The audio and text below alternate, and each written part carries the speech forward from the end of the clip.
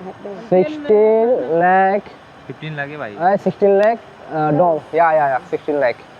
तो देखो भाई ये लाओस की बच्ची कितने प्यारी है। What is your name? ये देखो कुछ स्टिकी राइस ऑर्डर किया था।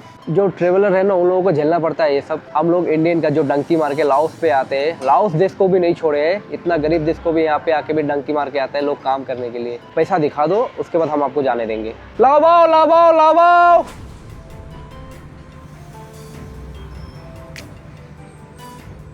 हे एवरीवन, गुड मॉर्निंग और एक नई वीडियो में आपका स्वागत है। अभी मैं वियतनाम के डोंग हाट डिस्ट्रिक्ट में और फिलहाल मैं 10 मिनट पहले यहाँ पे आया था। फिलहाल 6 बजे उतरा था, अभी बज रहा टाइम 6:10, जो कि मैं ट्रेन से आया था। आप बेन सिटी से आपने देखा था कल रात को, मैंने अगर आपने कल वाला वीडियो देखा होगा तो उसमें बेन सिटी से मैं यहाँ पे आया था। मैं जा रहा हूँ लाओ बाओ इंटरनेशनल बॉर्डर की ओर। तो मुझे एंटर करना है लाओस फिर से, तो मैंने आपको पहले वीडियो में बता चुका हूँ। और यहाँ पे अभी प्रॉब्लम एक हुआ है, यहाँ पे आप अंकल लोगों ताऊ जी लोगों को देख रहे हैं, ये हमें पूछ रहे हैं कि ग्रैब ले लो, स्कूटर ले लो। हम पिछले 10 मिनट से मना कर रहे हैं, हमें कुछ भी नहीं चाहिए, हम बस आएगा हम बस से चले जाएंगे। ये पीछा छोड़ ही नहीं रहा है। ये मतलब एक यूनिवर्सल प्रॉब्लम हो चुका है, मतलब हर जगह भाई, अपने इंडिया में भी ऐसे ही होता है। अब इंडिया में जाओ, कहीं भी जाओ, सिलीगुड़ी जाओ, दिल्ली जाओ या कश्मीर जाओ, कहीं पे भी जाओ ऐसे होता है। यहाँ पे भी सेम है भाई, हर देश का ये हाल है भाई। ये भाई साहब स्कूटर लेके आए हैं और इन लोग ग्रैब लेके आए हैं और एक स्कूटर इधर खड़ा है भाई, उधर टैक्सी वगैरह करा है। पिछले 10 मिनट से पूछे जा रहे हैं, हमें जाना नहीं है, हम लाओ बाओ की ओर जाएंगे, बस से जाएंगे, हमें नहीं जाना है। वो बता रहे हैं तुम्हें स्कूटर में मैं ले जाऊंगा लाओ बाओ। बताओ 80 किलोमीटर स्कूटर में ले जाएगा वो। अभी मैंने कैमरा वगैरह निकाला तो चला गया बंदा। तो ये सीन है, मतलब हर जगह ये सीन है यार, लोग समझते नहीं है। हम बोलते जाते हैं हमें नहीं जाना है, नहीं जाना है, समझ जाओ यार। पीछा छोड़ा हुआ है, ग्रैब ऐप दिखा रहा है मोबाइल पे। अरे भाई ग्रैब मेरा पास भी है यार, लेकिन अभी अब बारिश हो रहा है यार, समझ में नहीं आ रहा, इतना ठंडा में भी यहाँ पे बारिश हो रहा है। वियतनाम का यही हाल है भाई। ये रहा कुछ डोंग हा रेलवे स्टेशन, छोटा सा रेलवे स्टेशन है, ज़्यादा बड़ा भी नहीं है। और डोंग हा एक बहुत बड़ा सिटी है और इसका जो प्रोविंस आता है क्वीन थ्री करके है, तो क्वीन थ्री का अंदर में ये डोंग हा सिटी आता है। तो यहाँ से मुझे अभी बस लेने पड़ेगा, जो कि बस स्टेशन से लाओ बाओ बॉर्डर के लिए अप्रोक्स 85 किलोमीटर का आसपास है। तो सुबह 5 बजे से लेकर शाम का 6 बजे तक बस अवेलेबल रहता है। तो भाई वही सही रहेगा, बस से निकल जाते हैं लाओ बाओ बॉर्डर की ओर। और लाओ बाओ बॉर्डर में भाई एंट्री मिल जाए लाओस पे, अगर नहीं मिलेगा तो बहुत ही बड़ा दिक्कत हो जाएगा। मतलब आप समझ रहे होंगे, अगर एंट्री नहीं मिला तो। पिछले वाले बॉर्डर पे गए थे, वहाँ पे सीन ये हुआ था कि वहाँ पे वीज़ा ऑन अराइवल था ही नहीं। अगर आप वीज़ा लेके जाते हो तो वहाँ पर आपको एंटर मिल जाएगा, अगर आप वीज़ा आपके पास नहीं है तो एंटर नहीं मिलेगा। तो मैंने ये नहीं देखा था अगर वीज़ा ऑन अराइवल है कि नहीं। मैं उसी बॉर्डर से आया था और मुझे लगा कि एंटर मिल जाएगा, इसीलिए मैं इजीली चला गया था। अगर हम शॉर्टकट से जाते हैं तो 1 किलोमीटर के आसपास है बस स्टेशन, हमें मिल ही जाएगा। तो भाई आज के हमारे 70,000 डोंग बच गया और हम 1 किलोमीटर पैदल ही आ गए यार। अभी लाओ बाओ के लिए बस चाहिए, वो 9 नंबर बस कुछ ऐसे जाती है शायद अंदर।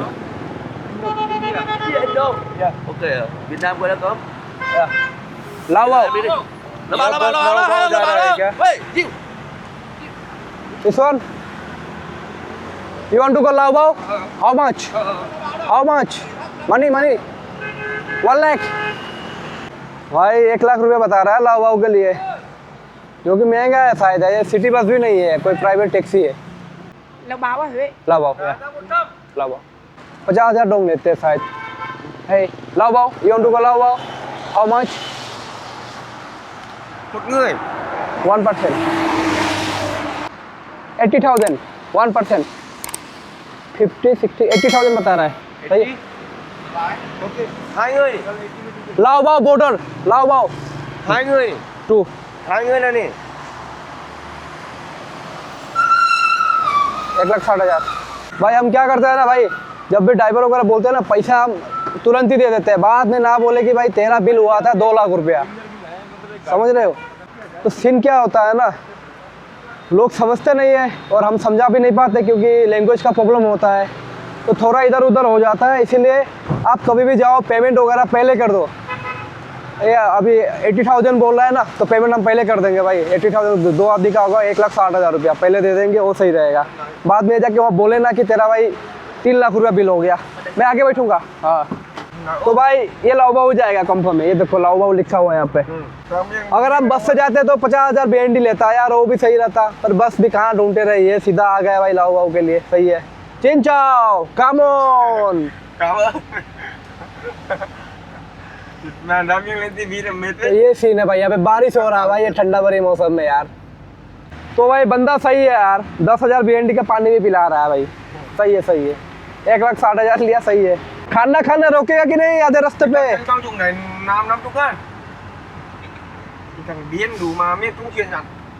तो भाई इसको मैं मांगता हूँ चलाने के लिए, देगा कि नहीं।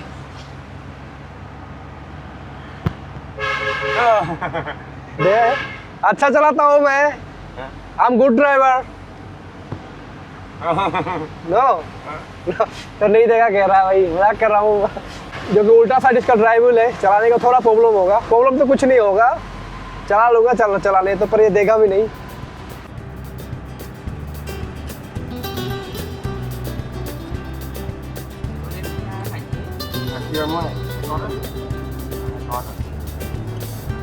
और फिलहाल मैं लाओबाऊ बॉर्डर में पहुंच चुका हूँ, जो कि मेरा आगे है लाओबाऊ बॉर्डर।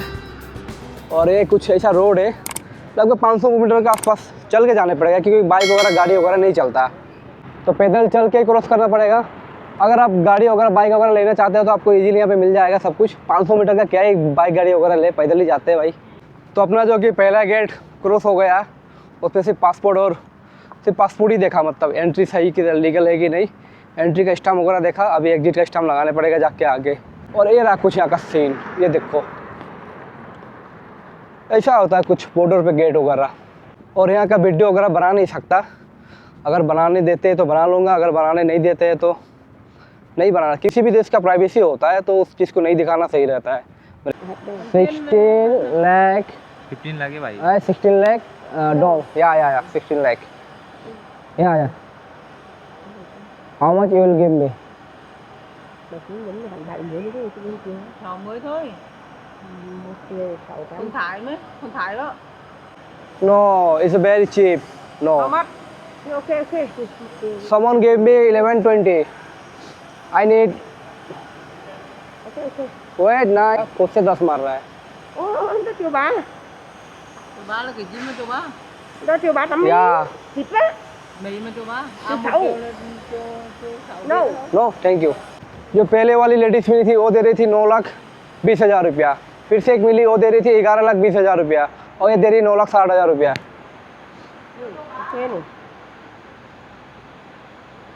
अरे 11-20 तो पहले मिल रहा था यार। Đó triệu hai. लास्ट 12 लास्ट 12 देते हो जाएगा। Ok, 1.150.000 nấu được biết. Ok. No 12 last 1,200 रुपये का लॉस नहीं खा सकता यार, इनको 600 रुपये ऑलरेडी प्रॉफिट हो रहा है। चल दे रही है।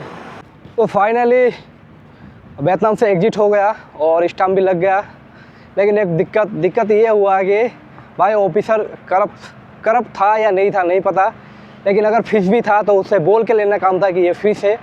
उसने लगभग 1 लाख डोंग लिया हमसे, यानी कि 300 रुपये का आसपास लिया, 150 करके। पता नहीं क्यों, अगर वो फीस था तो वो बता देता कि ये फ़ीस है, लेकिन उसने कुछ बोला नहीं, मुझे पैसा दो इतना बोला, 1 लाख डोंग पैसा चाहिए मुझे बोला, तो हमने दे दिया यार। उसने फीस था ये भी नहीं बोला, लेकिन मेरे हिसाब से फ़ीस वगैरह नहीं लेता है, क्योंकि एग्जिट का स्टाम्प जो होता है वो फ्री होता है और एंट्री भी फ्री होता है। मतलब अगर वीज़ा होता तो वीज़ा का पैसा देने पड़ते हैं, नहीं तो फ्री होता है। एग्जिट एंट्री का जो स्टाम्प वगैरह होता है फ्री होता है। अगर बहस करते तो स्टाम्प वगैरह लगाते ही नहीं हो, ये प्रॉब्लम। और पीछे आदमी भी लाइन लगा हुआ था भाई, देना पड़ा यार, और लोग भी दे रहे हैं यार, सब कुछ दे रहे हैं। और ये रहा लाओस का एंट्री गेट।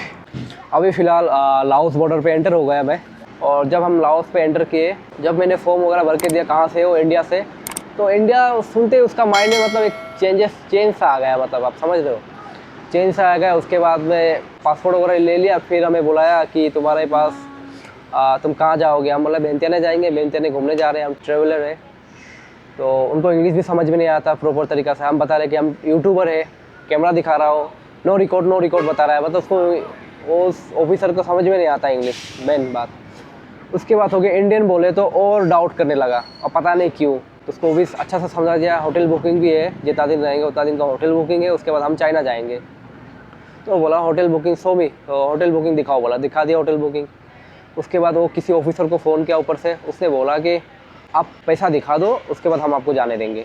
तो उन्होंने लगभग मेरा पर्स खुलवा दिया। उसने बोला भाई पैसा दिखा, कितना है तेरे पास। मैंने बोला पैसा अकाउंट में भी है, देखेगा वो। तो गुस्सा सा हो गया, फिर पैसा वगैरह निकाल के लगभग $700 के आसपास पैसा था। उसके बाद 2 मिलियन के आसपास लाव किप था। मैंने सब कुछ दे दिया उसको, भाई ले देख ले, और पैसा चाहिए तो और दिखा देता हूँ। नहीं नहीं नहीं नहीं, इनफ इनफ, हो गया। इंडियन लोगों के साथ ये सीन है। और बहुत लोग आके ज्ञान वगैरह देते हैं कि विश्व गुरु बन गए इंडिया। ना ही तुम्हारा गलती है, ना ही तुम्हारा पासपोर्ट का गलती है हम लोग इंडियन का जो डंकी मार के लाओस पे आते हैं। लाओस देश को भी नहीं छोड़े हैं, इतना गरीब देश को भी यहाँ पे आके भी डंकी मार के आते हैं लोग काम करने के लिए। मैं खुद पर्सनली मिला हूँ विंध्याचल में बहुत लोग इंडियन को जो कि डंकी मार के आए हैं काम करने के लिए। यार जो ट्रेवलर है ना, उन लोगों को झेलना पड़ता है ये सब। और कोई ट्रेवलर्स का ज्ञान नहीं होता है तो बहुत ही ज़्यादा फेंक देते हैं, मतलब बड़ा बात करने लगते हैं, पासपोर्ट को दोषी ठहराने लगते हैं। भाई अपने इंडियन लोगों में कमी है, आप समझा करो। हम में कमी है, हम ऐसा गरीब देश को भी नहीं छोड़े, यहाँ पे भी आके काम करते हैं। बताओ, ये सीन है यहाँ पे। इसलिए इंडियन लोगों को अलग नज़र तरीक़ा से देखा जाता है यहाँ पे।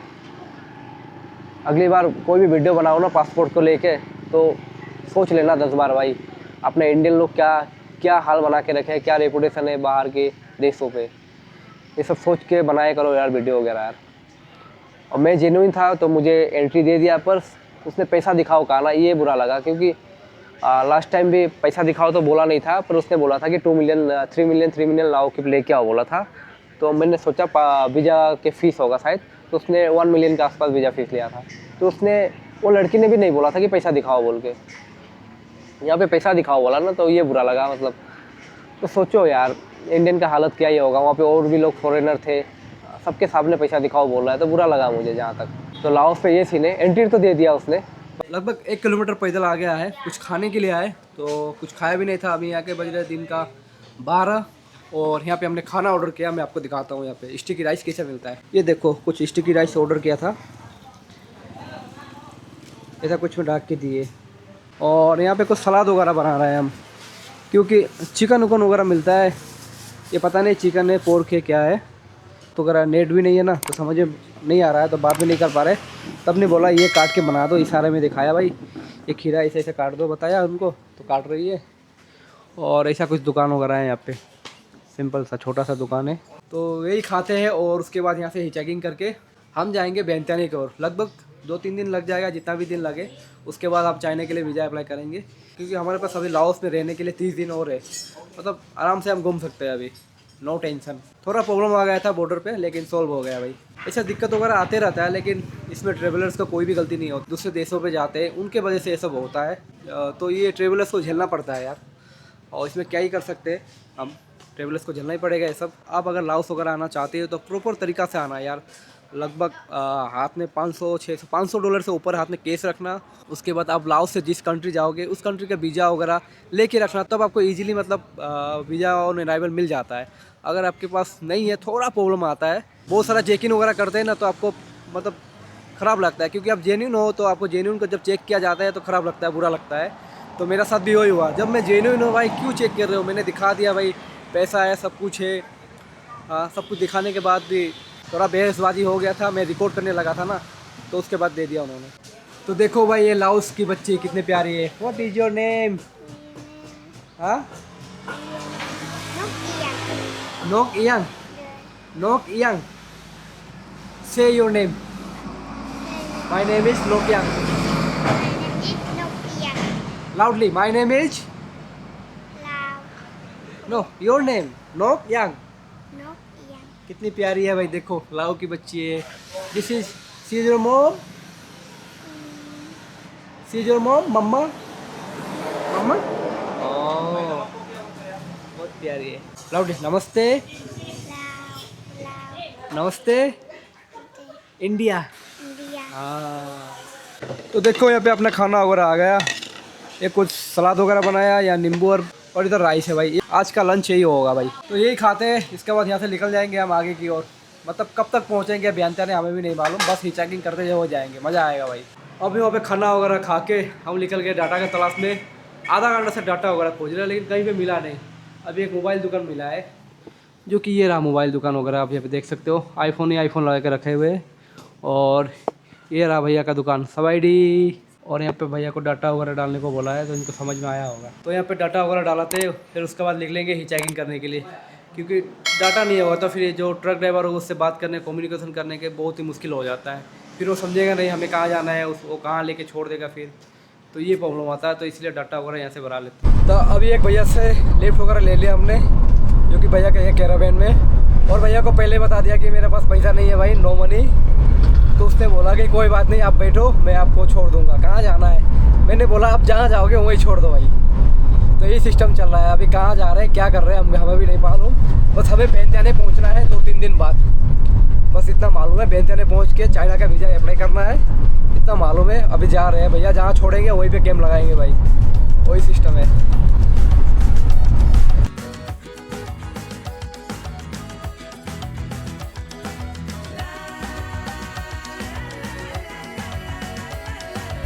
See you again.